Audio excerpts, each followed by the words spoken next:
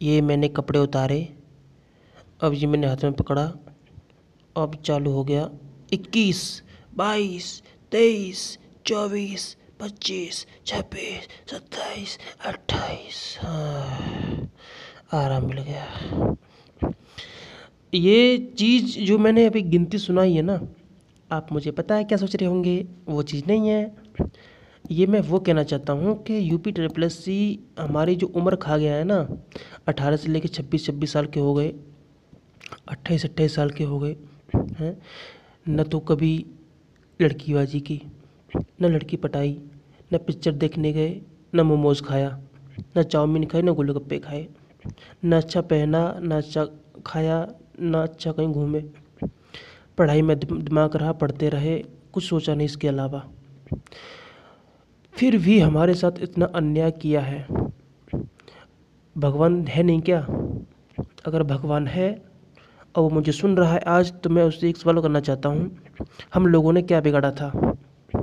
ये बीजेपी सरकार हमारे टाइम पे आनी थी क्या? कि ये तैयार बैठे थे कि हम आएंगे तभी हम आएंगे पेलने के लिए, तुम्हारी मारने के लिए।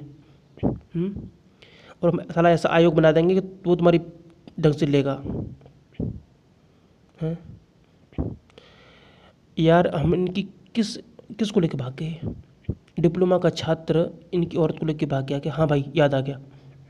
जो लड़का इसकी औरत को लेके भागा था ना, उसने मुझे बताया है कि यूपी ट्रिपल सी आयोग की जो लुगाई है ना, भाई साहब बहुत मस्त है, बहुत सेक्सी है ना, बहुत हॉट है।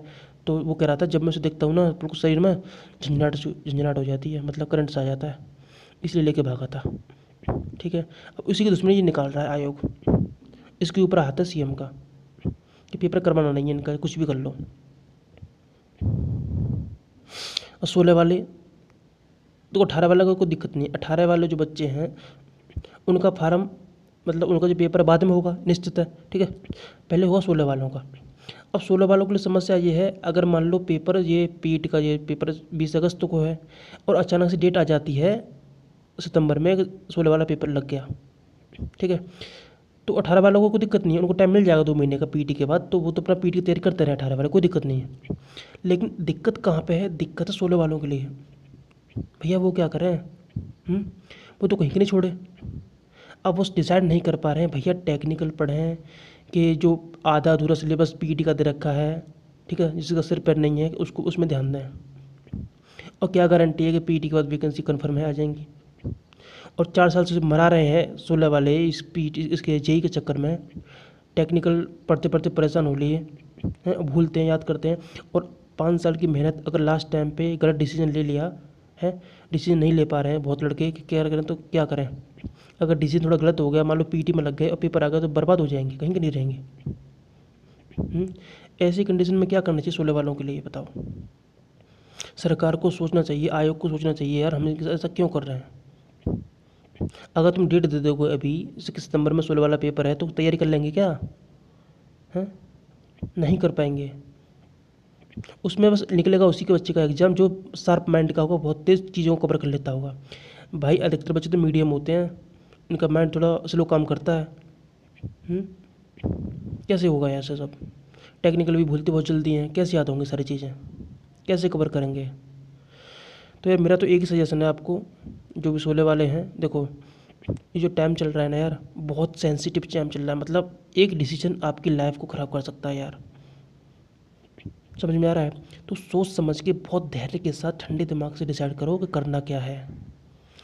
पेपर तो होगा ये निश्चित है, ये तो अपने दिमाग से निकाल दो कि पेपर नहीं होगा, पेपर होगा सितंबर में, अक्टूबर में, नवंबर, कभी भी हो, लेकिन होगा ज़रूर, इसी साल होगा। और दोनों पेपर होंगे।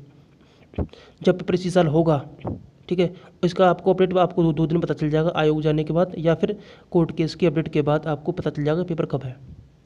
अब आपको डिसाइड करना है कि पेपर अगर जल्दी होता है तो 16 वाले करेंगे क्या?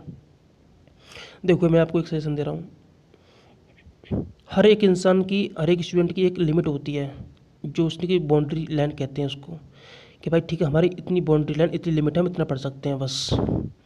ठीक है, अगर आप सिर्फ नॉन टेक ही पढ़ते रहोगे, टेक्निकल को टाइम नहीं दोगे तो भूल जाओगे। तो अब आपको उस लिमिट का यूज़ करना है। एक लिमिट होती है ना कि भाई ये मेरी लिमिट है, अपनी औकात जो होती है, औकात औकात से बढ़ के करना पड़ता है काम, तब सफलता मिलती है।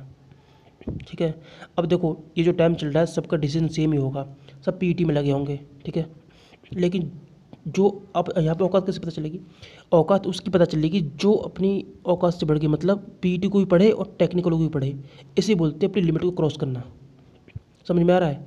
जो अपनी लिमिट को क्रॉस करके पढ़ेगा अच्छे से, भाई वो दोनों को निकाल देगा, जेई भी बनेगा, पीईटी को भी निकाल देगा, उसको दिक्कत नहीं होने वाली है। लेकिन क्या है, उसके लिए सर का पसीना एड़ी तक लाना पड़ेगा, मेहनत इतनी करनी पड़ेगी, ऑटोमेटिक होगी मेहनत। सोच लिया है करना है तो करके रहोगे, ये गारंटी है। और डर डर के रहोगे तो बस एक ही काम कर पाओगे, बस नॉन टेक ही पढ़ पाओगे, पीईटी के लिए जेई तेरे आप भूल जाओगे, छोड़ दोगे। इसलिए तो कहते हैं 100 में से एक का सिलेक्शन होता है। समझ में आ रहा भाई? एक जो अपनी लिमिट को क्रॉस कर देता है, सारी चीज़ों को लेकर चलता है ना, सिलेक्शन भी तो भाई वही लेके जाता है। सरकारी नौकरी ऐसे ही नहीं मिल जाती। सब लड़के आपकी तरह ही सोचने वाले हैं कि हम एक चीज़ पढ़ेंगे, बाद में पढ़ेंगे टेक्निकल। सब यही सोच रहे हैं, सब यही कर भी रहे हैं। अब सिलेक्शन तो उसी का होगा ना जो इन सब से हट के काम करेगा। अब भीड़ का हिस्सा बनोगे, भीड़ में चलोगे तो सिलेक्शन कैसे होगा? सब तो एक जैसे हैं भाई। जो थोड़ा डिफरेंट कर चलेगा, डिफरेंट एक्टिविटी होगी, वही तो कर पाएगा। तो अपनी अंदर की जो शक्ति है ना, उसको जगाने का वक्त आ गया है। ठीक है भाई, आपकी जो एक लिमिट है पढ़ने की, उसको तोड़ दो, बिल्कुल तोड़ दो भाई। सारा दिन भर पढ़ो टेक्निकल और रात भर पढ़ो नॉन टेक, या चेंज कर लो, दिन में नॉन टेक, रात में टेक्निकल, ऐसे। कुल मिला के ये है। मेरा 16 वालों से एक ही बात कहूँगा, भाई मेरे पीईटी के चक्कर में रहे पूरी तरह से समर्पित होकर पीईटी करना है तो भाई जेई का जो सपना है ना, अधूरा होने की चांसेस हैं। इसीलिए आपको बड़े धैर्य के साथ, समझदारी के साथ, दिमाग लगा के, स्ट्रेटजी बना के, कॉपी पेंसिल उठाओ, बनाओ कि मुझे यहाँ से ये पढ़ना है, यहाँ से ये पढ़ना है, इसमें ये काम आएगा, इसमें ये काम आएगा, किसको कितना टाइम देना है, सब कुछ लेके चलो। जेई बनने जा रहे हो, जेई बनने के लिए ना दम होना चाहिए। छोटी मोटी नौकरी नहीं है, बहुत वीआईपी ज़बरदस्त नौकरी है। उसको पाने के लिए कुछ अलग करना पड़ेगा, सबसे हट के चलना पड़ेगा। ठीक है यार, तो मेरी बात समझ पा रहे हो? यूपी SSC आयोग आपको दे देगा अपडेट इसी महीने में पेपर कब होने वाला है। ठीक है, ये उसकी मजबूरी बन जाएगी। अब जब कोर्ट केस हो गया है तो उसकी 19 तारीख को हियरिंग होगी, तो उनका मजबूरी है देना रिजल्ट, वो एग्ज़ाम डेट। तो या तो आप कल तक का वेट करो, कल तक आपको पता चल जाएगा पेपर कब है। कल भी नहीं पता चलता है तो 19 तारीख को पक्का पता चल जाएगा पेपर कब होने वाला है। ठीक है, तो